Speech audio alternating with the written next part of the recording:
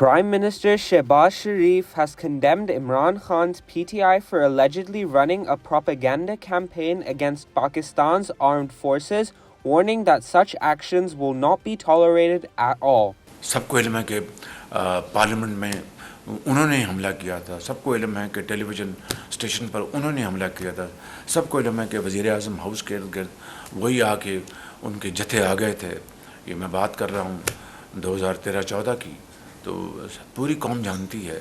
आज वही नए हथकंडों से और वो नई वारदातें कर रहे हैं पाकिस्तान के ख़िलाफ़, पाकिस्तान के पुरअमन शहरियों के ख़िलाफ़, अफवाज पाकिस्तान के ख़िलाफ़। जिस तरह उनको मतून किया जा रहा है, जिस तरह उनके नाम ले लेके ख़ुद सिपा सलार जो पाकिस्तान के जनरल आसिम मुनीर PTI की ऑफिशियल वेबसाइट से जिस तरह उनके ख़िलाफ़, उनकी ख़ानदान के ख़िलाफ़ जो बातें की जा रही हैं, कभी देखती आंख ने और सुनते कान ने कभी इस तरह का दिलखराश मंजर कभी नहीं देखा।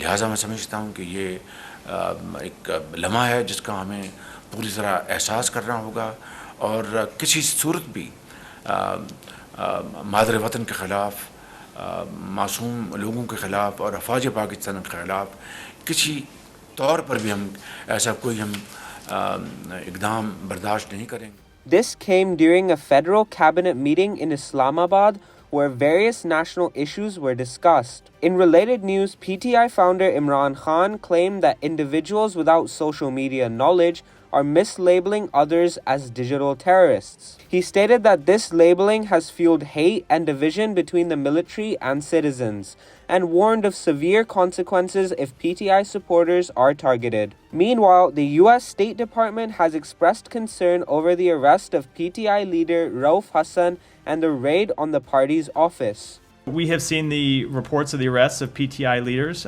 We are always concerned when we see arrests of opposition leaders. I'm always personally concerned when I see the arrest of a spokesperson.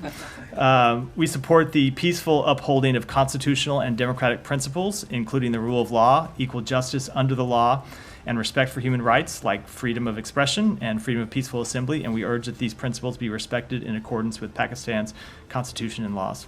Spokesperson Matthew Miller urged the peaceful upholding of constitutional and democratic principles. In a separate development, the U.S. administration has requested a $101 million budget for Pakistan aimed at strengthening democracy, combating terrorism, and stabilizing the economy. Thank you, Mr. Chairman. Chairman Wilson, Chairwoman Kim, Ranking Member Phillips, Ranking Member Bera, members of these subcommittees. We are engaged in an important struggle in South and Central Asia.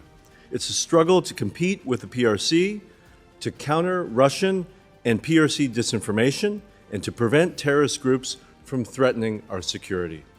And we're grateful for the resources provided by the Congress. We also recognize we live in a world of constrained budgets. I want to propose today to talk about both our foreign policy priorities, but also the trade-offs the President is proposing in the FY25 budget. The President's budget request for this region is $1.01 billion of foreign assistance. That's a decrease of 1.9% off of FY23 levels. Our first priority is to build our partnerships in the Indo-Pacific. The PRC is seeking to secure military and commercial footholds in the Indian Ocean. Our most effective strategy to counter an assertive PRC is to demonstrate that we have something better to offer. Assistant Secretary of State Donald Lu made this announcement to a congressional panel on Tuesday.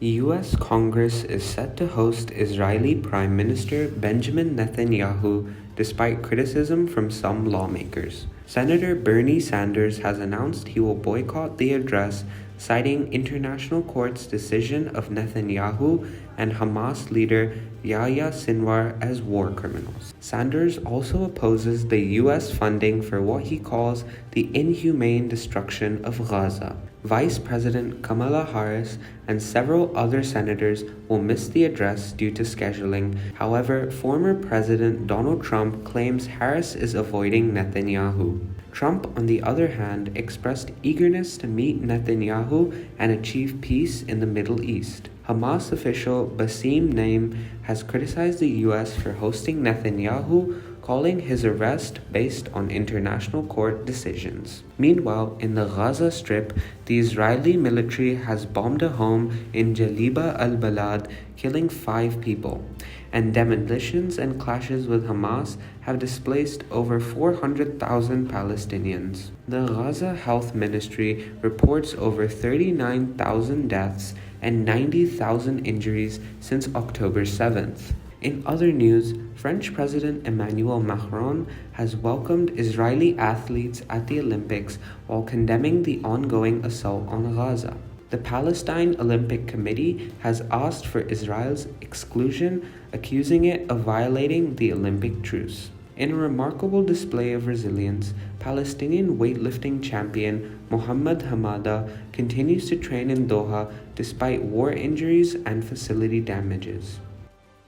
A passenger plane crashed during takeoff in Kathmandu on Wednesday. The pilot was rescued from the burning wreckage, but all 18 others on board died, according to the police in Nepal's capital told AFP. Nepal has poor aviation safety records, with many tragic crashes over the years. The Saura Airlines flight had 2 crew members and 17 staff on board.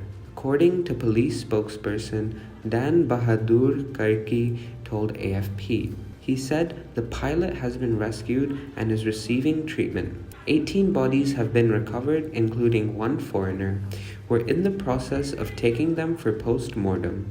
Gayenandra Bhul from Nepal's Civil Aviation Authority told AFP the flight was likely for technical or maintenance purposes. Neither he nor Bahadur could confirm the nationality of the foreign passenger. Images shared by Nepal's military showed the plane's fuselage split and burned, with soldiers standing on the wreckage. The crash occurred around 11:15 a.m. local time, with military and rescue teams responding quickly. The news site near Khabar Hub reported that the plane caught fire after skidding on the runway.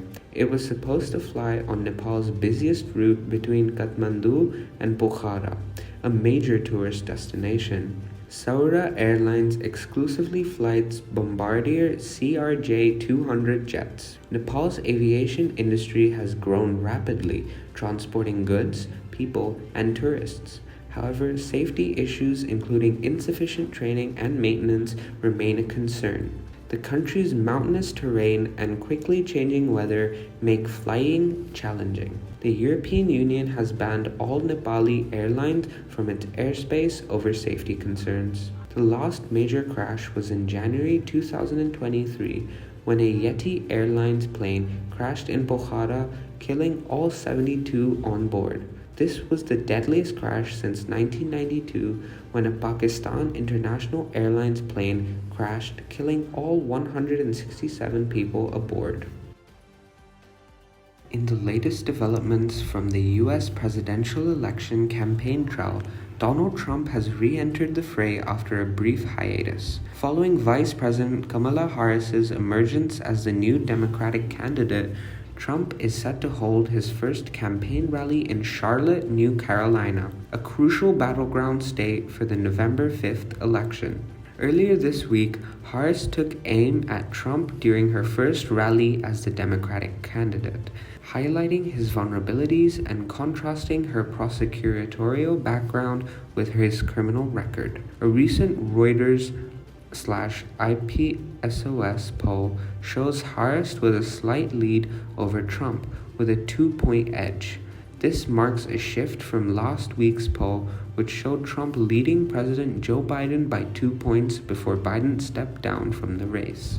In related news, FBI Director Christopher Wray addressed a congressional panel about the attempted assassination of Donald Trump. Wray assured that the FBI would thoroughly investigate the incident, which occurred at a July 13th rally in Butler, Pennsylvania, where the suspected shooter, 20-year-old Thomas Crooks, injured Trump. The FBI is working to understand how officials failed to prevent the shooting.